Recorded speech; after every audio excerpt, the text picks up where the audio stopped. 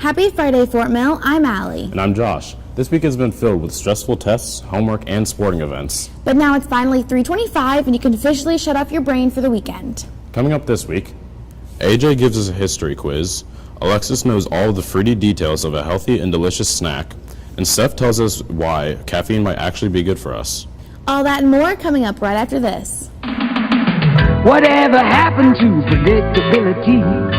The milkman, the paper boy, evening TV. You miss your old familiar friends, but waiting just around the bend. Everywhere you look, there's a heart, a hand to hold on to. Everywhere you look, there's a face of somebody who needs you. When you're lost out there and you're all alone, a light is waiting to carry you home. Everywhere you look. Okay, I loved that intro. Fuller House comes out tonight on Netflix, and I cannot wait to go home and binge watch it. I'm going to binge watch the entire basketball season on Huddle. They had an amazing season, and even though it's over, it's still one for the books. But now it's time for spring sports to shine. I can give an entire report on lacrosse, but I should probably toss it to Nicole so she can give all the teams equal time in the spotlight. Although you may not recognize me out of my cheerleading uniform, I'm Nicole, and this is The Buzz Sports.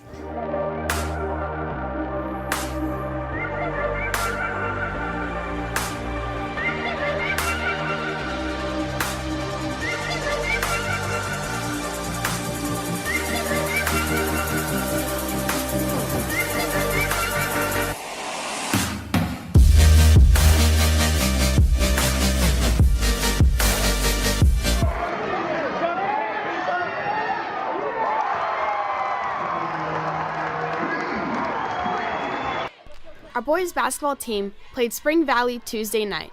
Starting the game with 2 foul shots due to Spring Valley dunking in warm-ups, we were down at halftime 19-28. Fighting harder than ever, our Jackets were not able to keep up with the Vikings, losing the third round of playoffs 49-58. For some seniors, this may be the last time they ever put on a basketball jersey. I realized that I wasn't going to put on another Fort Mill jersey probably right after the game when I got by myself, when I got home in my room. I didn't cry, but definitely did think about letting a couple of tears go. I decided not to play basketball in college because I wanted to focus on other things, and I've just been playing for so long, kind of grew tired of it.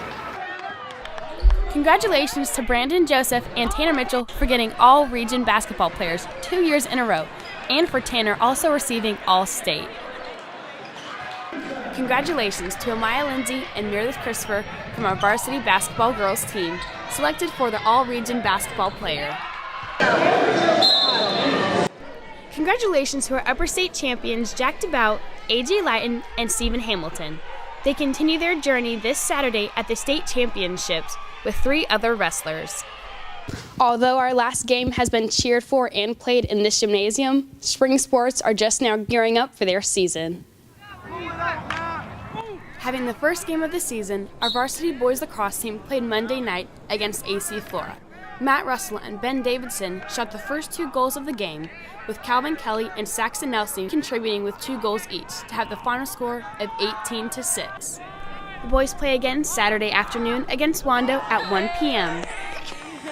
Our girls lacrosse team had their game canceled on Tuesday night against Malden, but they play Saturday at Hillcrest at 1 p.m. Our girls varsity soccer team had a game last night against Lexington at home. They tied 1-1, but unfortunately lost in penalty kicks.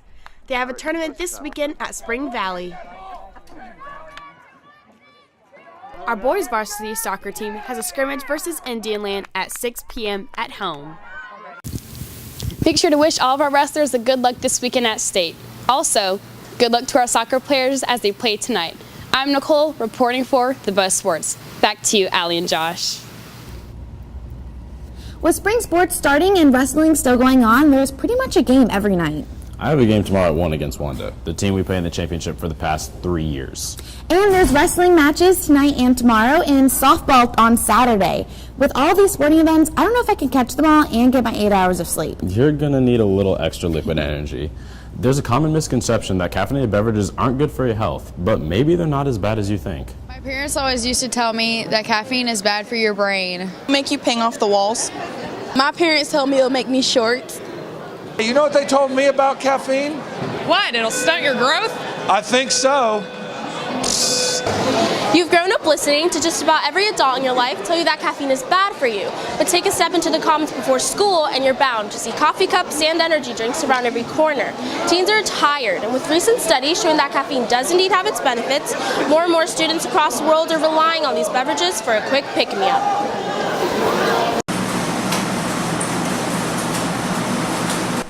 According to a study conducted by Johns Hopkins University, caffeine, when taken in moderation, can help you focus and can even aid in alertness.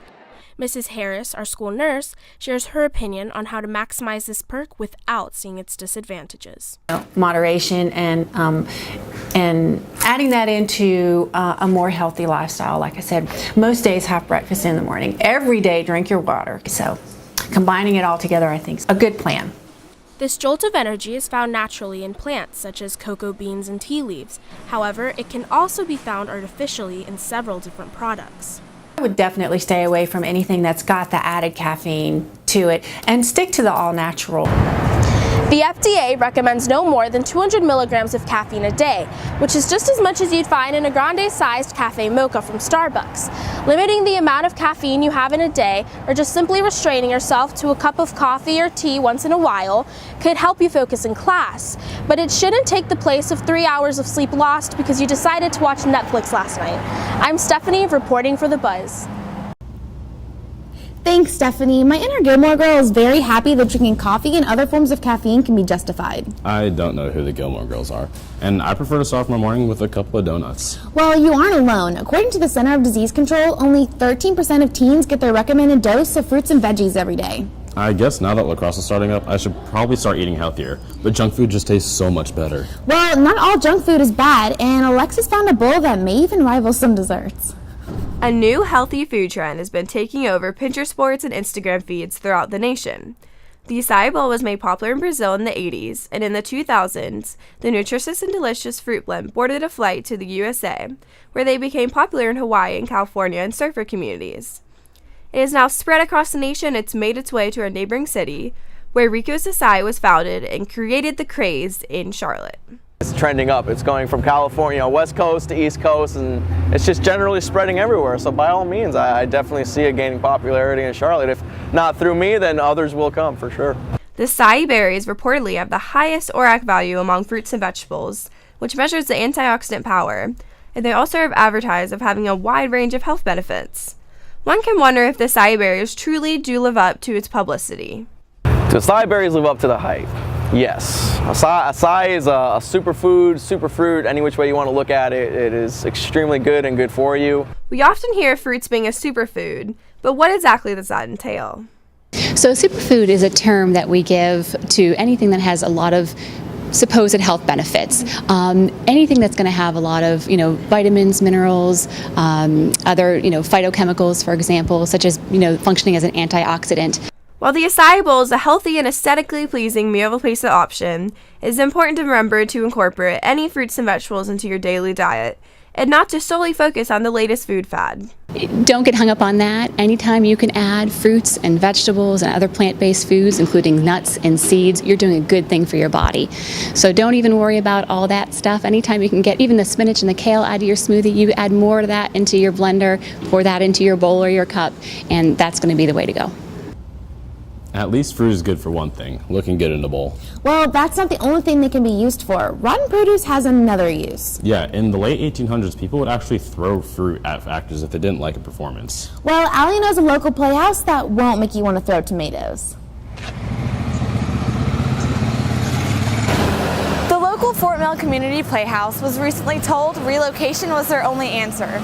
While searching for a stage to call home, Playhouse members discovered one of these downtown buildings suited all of their needs. From storing props to staging performances, 220 Main Street surely gets a standing ovation. Upcoming president Martha Ferguson has been with the theater every step of the way. Springs has been letting us use the Bank Street location for the last 13 years, and they decided to sell the property, so we had to get out. We looked for a year for a location. It suited all our needs more than any other place we had seen. We can perform here, we can rehearse here, and we can store costumes and props here. We couldn't find that anywhere else. Placed in a pivotal spot of Fort Mill, this Main Street location has drawn the attention of locals in the past, which is the Playhouse's wish for the future as well. We're excited to be on Main Street. We think it's a great location right downtown, and a lot of people will be able to find it, whereas Bank Street was kind of off the beaten path, and a lot of people didn't know where we were. Along with attracting larger crowds, the Playhouse also wants to recruit new cast members. We would definitely love to reach out to the high school age. We do have drama camps in the summer. High school student Jared Patterson found community theater to be a perfect fit for aspiring actors. It's such a small stage, so for anyone who has stage fright, you can not have to worry about so many people if you mess up. Once you start doing a show, you become family, and it's just such a calm environment. Even with the drama of losing a building, the Playhouse goes to show that as one door closes, another always opens. This has been Allie reporting for The Buzz. Since we're both going to be at a television convention when our school puts on Shrek, it's nice to know that there's a place we can go to watch a different play. Switching gears a bit, as we all know, February is Black History Month, but how many people actually know what we're celebrating? There have been a lot of firsts for African Americans, but when AJ put Fort Mill students to the test, you'd be surprised at what little we actually know. Lunchtime interviews. Who was the first African American president? Oh no. Barack Obama. Barack Obama. Barack Obama. Barack Obama. Who was the first African American to break 3 track and world records in 45 minutes? Usain Bolt. Usain Bolt. Usain Bolt. Usain Bolt. Usain Bolt. What amendment abolished slavery? The 13th Amendment. 13th. I have no idea. 13th. 13th. Who was the first African American woman to refuse to give up her seat? My mom. Rosa Parks. Rosa Parks. Rosa Parks. Rosa Parks. Rosa Parks. It's not Rosa Parks. I know that. It is. Who was the first basketball player to score 100 points in a single game? Wilt Chamberlain. Michael Jordan. Kareem. Michael Jordan. Wilt Chamberlain. Allen Iverson. Wilt Chamberlain. What was the first patent invented by an African American? A toaster. Basket weaver. A pen. A bed. A bed. Who was the first African American baseball player? Bo Jackson. Marvin Gaye. Jackie Robinson. Oh, come on. Jackie Robinson. Oh, yeah. Who was the only boxer to win the heavyweight championship 3 times? Mike Tyson.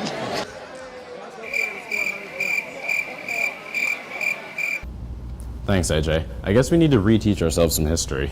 Well, there's been another form of teaching that has popped up around the country. Virtual reality, or immersive multimedia, uses your iPhone or a computer to replicate a place to imagine you are there. That sounds interesting. Brandon, how can virtual reality be used in classrooms? Well, Allie, let's face it. According to the Denver Post, field trips can be expensive. And not only are they expensive, but they are slowly disappearing. There simply isn't enough room in the budget or time in the classroom for students to go on these field trips anymore. Well, what if I told you that for $20, something that costs about as much as a soccer ball can change the way we view field trips all across the nation? I took the time to go down to the Commons and see how students felt about using virtual reality in the classroom. Yeah, it definitely could. Looking at Paris from this perspective is really cool. If there's a molecule or something, you could see like the, oh my god, you can see it above it and everything.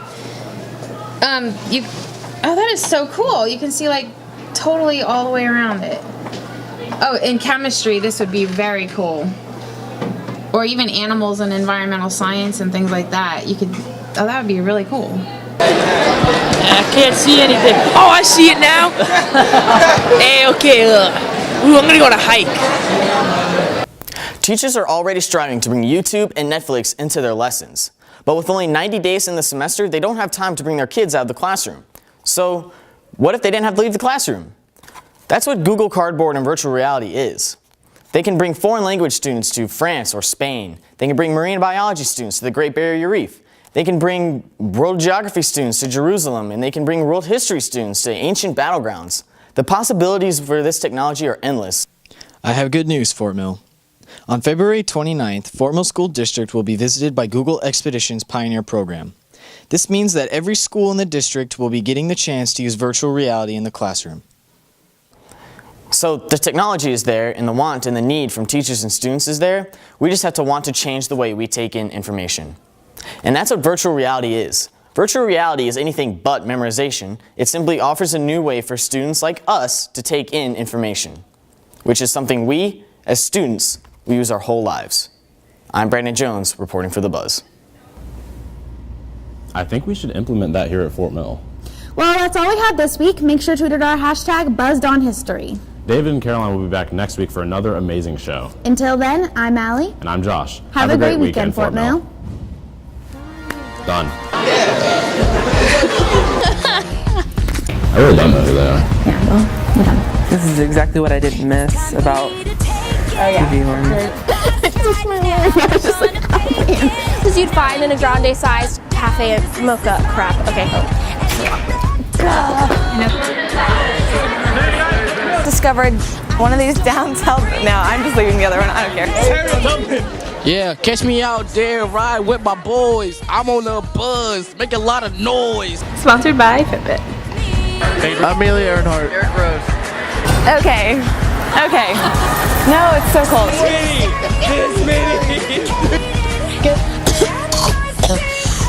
My favorite memory this season has definitely been the great team hugs after long and sweatful showers. What's wrong with